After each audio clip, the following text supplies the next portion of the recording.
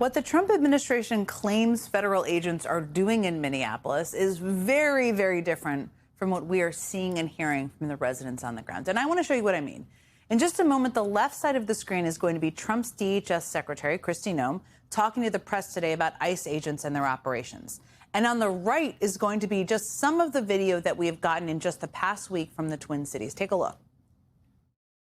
Our ICE agents are following the law and running their operations according to training.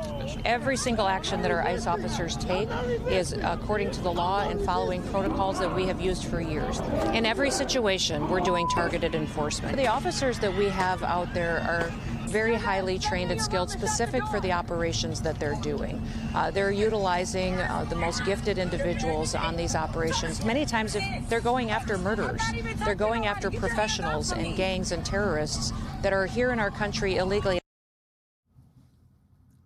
You would have to be blind, and none of you are, to notice the massive disconnect happening right there. I mean, I sure do. And my next guest is someone who has witnessed what ICE is doing for himself. He's been in the community. He's been walking the streets with the people he represents. Elliot Payne is, of course, the president of the Minneapolis City Council.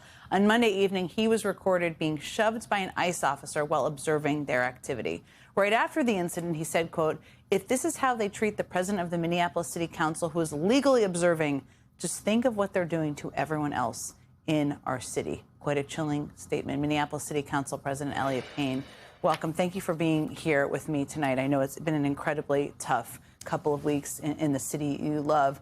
One of the big challenges right now, not nearly as challenging as what you're experiencing on the ground, but is that the administration is lying every day about what is happening. Every statement they put out, the information is not consistent with what we're seeing on the ground. And I'm not there. We're looking at the video. We're talking to people like you. I mean, today, Kristi Noem claimed that in every situation we are doing targeted enforcement. You have a very good sense of what's happening on the ground there in Minneapolis. We showed some video there. But how would you describe these operations that you're seeing throughout the city right now?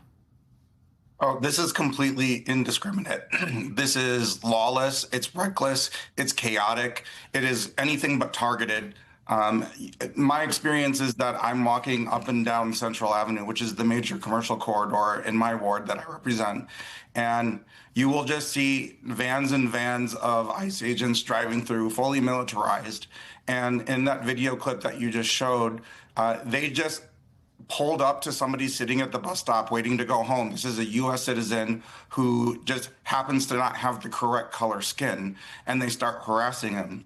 I walk up and I just record them. I introduce myself as the Minneapolis Council president.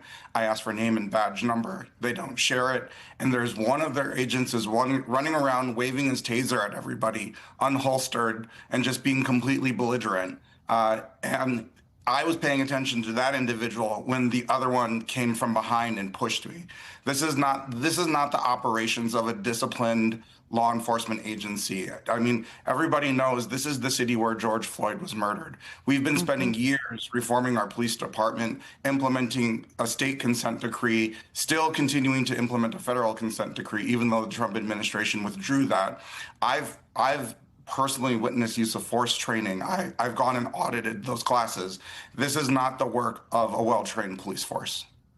No question. I mean, they're creating a tremendous amount of chaos, and they're multiples the size of the police force locally, which tells you so much.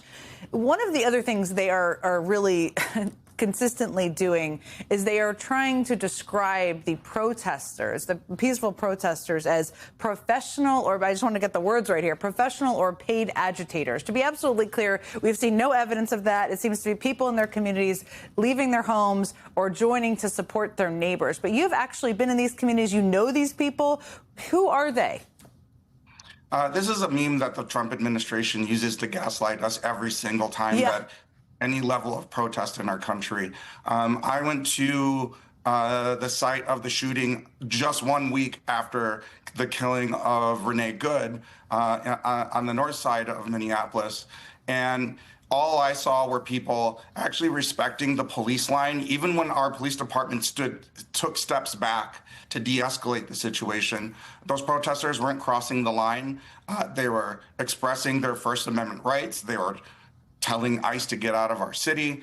and they were recording. I walked around the perimeter of that scene, and I witnessed another person trying to hand out a pocket constitution to these officers, because clearly these people need a new lesson on what our constitution is and means and how important it is to us. So what I see is just our neighbors coming out to bear witness and to support our community, and to say, no, we will not tolerate this unlawful occupation of our city.